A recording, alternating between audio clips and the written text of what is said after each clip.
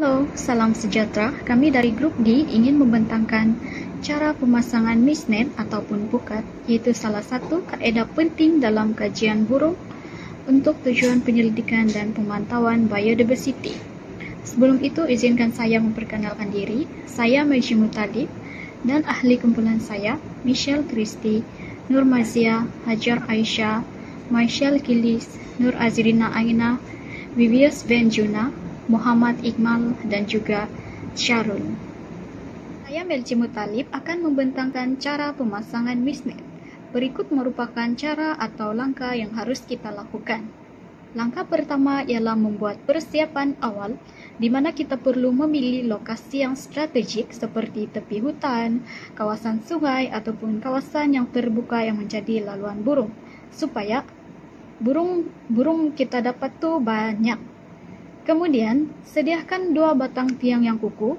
Pastikan juga kita punya semua peralatan lengkap seperti parang untuk menggali tanah, tujuan menanam tiang, jaring dan tali rapia untuk ikat tiang tersebut supaya dia tidak jatuh. Langkah yang seterusnya yaitu langkah kedua, kita perlu membuka jaring, di mana kita perlu mengeluarkan jaring secara perlahan-lahan dari plastik dan pastikan kita hanya memegang bahagian tali, bukan mesh jaring untuk elakkan simpulan. Dan yang terakhir, dalam membuka jaring ini kita perlu goncangkan jaring tersebut perlahan-lahan supaya dia tidak berbelit-belit ataupun senang untuk dibuka. So, dalam hal ini tips dia adalah jangan terburu-buru semasa buka jaring kerana ia mudah berbelit. Baiklah, sekarang kita masuk ke langkah ketiga iaitu pemasangan tiang dan jaring. Pertama sekali, ambil tiang dan masukkan hujung atasnya perlahan-lahan ke dalam gelung tali jaring. Pastikan tidak menarik terlalu kuat untuk menyelakan jaring tersebut koyak.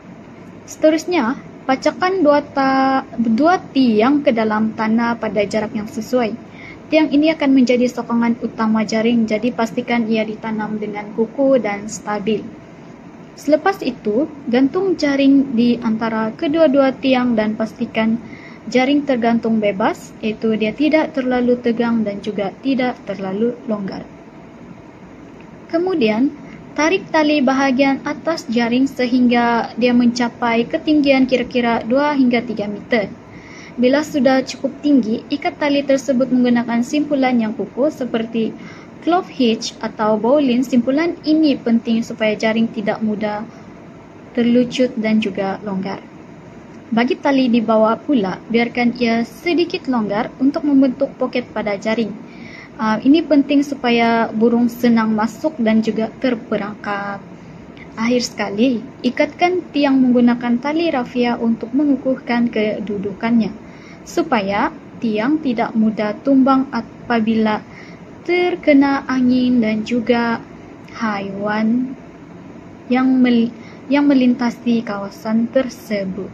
Hai, nama saya Nur Mazia dan my metric number is PF23110114. Hari ini saya akan memberikan tips bagi pemasangan misnet. Bagi pemasangan misnet ini, ia memerlukan 2 orang atau lebih bagi mengelakkan misnet ini terjatuh di atas permukaan tanah. Setelah itu, pemasangan misnet ini perlulah dikurangkan tegangan agar tidak terlalu kuat. Selepas itu, perhatikan kedudukan poket pada misnet. Pemasangan misnet ini selalunya dibuat pada waktu pagi iaitu sekitar jam 6 pagi. Bagi pemantauan pula, misnet ini perlulah diperiksa setiap kali 2 jam. Apabila terdapat burung yang tersangkut pada misnet, segeralah keluarkan burung tersebut dengan berhati-hati agar tidak mencederakan burung tersebut. Ambil gambar burung dan catat maklumat berkaitan masa yang diambil dan spesies burung tersebut. Bagi penutupan misnet ini adalah turunkan tiang dan jaring secara perlahan-lahan. Kemudian tutup misnet dengan menggulungkan jaring ke atas agar misnet ini tidak terjuntai di atas permukaan tanah. Misnet ini perlulah segera ditutup sekitar jam 6 petang bagi mengelakkan hidupan liar yang lain selain burung. merosakkan misnet tersebut. Sekian sahaja pembentangan dari kumpulan kami mengenai pemasangan misnet. Semoga perkongsian ini memberi manfaat dan pemahaman yang lebih jelas mengenai teknik dan langkah-langkah yang betul. Terima kasih atas pemerhatian anda semua. Assalamualaikum dan salam sejahtera. Kami daripada kumpulan D ingin membentangkan tentang Camera Trapping Survey, tinjauan perangkap kamera daripada subjek FP20203, Zoologi dan Pengurusan Hidupan Liar. Sebelum itu, saya akan memperkenalkan nama ahli kumpulan kami, iaitu Vivis Venjuna, Muhammad Iqmal, Muhammad Syarul, Michael Kilis, Michelle Christie, Melchi Muttalib, Hajar Aisyah, Nur Mazia dan saya sendiri, Nur Azrina Aina. Seterusnya ialah objektif dan lokasi kajian. Objektif yang pertama untuk memberikan penjelasan ringkas tentang kaedah persampelan tidak invasif. Objektif yang kedua untuk menjelaskan proses dan teknik untuk memasang perangkap kamera. Dan objektif yang terakhir untuk mempersiapkan pelajar untuk menjalankan perangkap kamera di lapangan dengan kaedah yang sesuai. Kami telah memilih Bukit UMS Kota Kinabalu sebagai lokasi kajian dan jenis hutan di sana ialah hutan Dipterocarpa bukit. Seterusnya, masuk kepada bahagian persiapan dan peralatan. Untuk persiapan, kami telah memilih kawasan yang berpotensi sebagai laluan haiwan, iaitu kawasan hutan yang terdapat di bahagian kaki Bukit UMS. Kawasan ini sangatlah bersesuaian kerana jauh dari kawasan laluan manusia. Kami juga telah mencari tempat atau pokok yang sesuai untuk pemasangan kamera. Untuk bahagian peralatan pula, kami telah menggunakan beberapa alat dalam amali ini. Antaranya ialah kamera perangkap, kad memori dan juga tali pengikat. Sebelum melakukan pemasangan kamera, kami telah melakukan prosedur kamera setting atau tetapan kamera. Untuk bahagian mode, kami telah mengambil settingan foto plus video. PIR interval kami telah setting kepada 1 minit. PIR level kami menggunakan settingan middle. Untuk capture number, kami menggunakan 3. Video length sepanjang 10 saat.